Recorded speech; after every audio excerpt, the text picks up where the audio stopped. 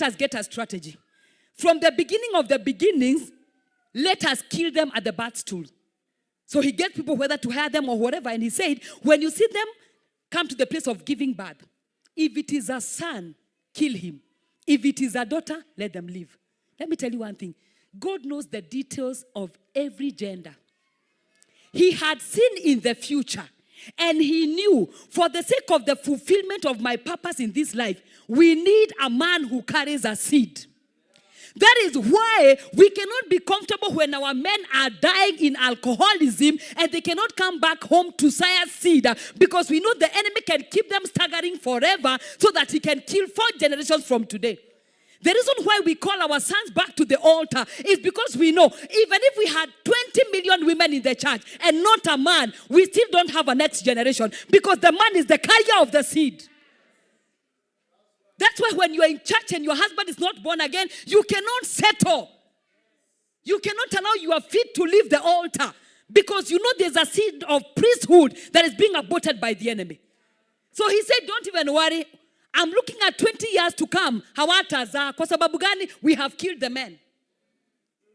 That's why we need a rising up of men who can stand in their position as leaders, as fathers, because they carry the seed. The DNA of that child is in that man. There's no amen in this church. The reason why we cry for the male child to arise in his position is because the enemy is attacking the male on purpose to kill 4 generations after us. So every prayer meeting, women are wailing and crying. Where are the men? Packing their Prados in quiver. With very small girls, which are our daughters, who should be serving in praise and worship. We cannot be content as the Church of Jesus Christ. Our assignment is that we are going to them, coming for them, and bringing them where they belong. Even if it's not your biological son, cry for the children that are being killed by the enemy in the streets. We can't be comfortable because sisi wamama tunakuja tuko wengi, sisi wamama tuko wengi. Where are the men? We are not all widowed, we are not all single. We have sons, we have uncles. Where are the men?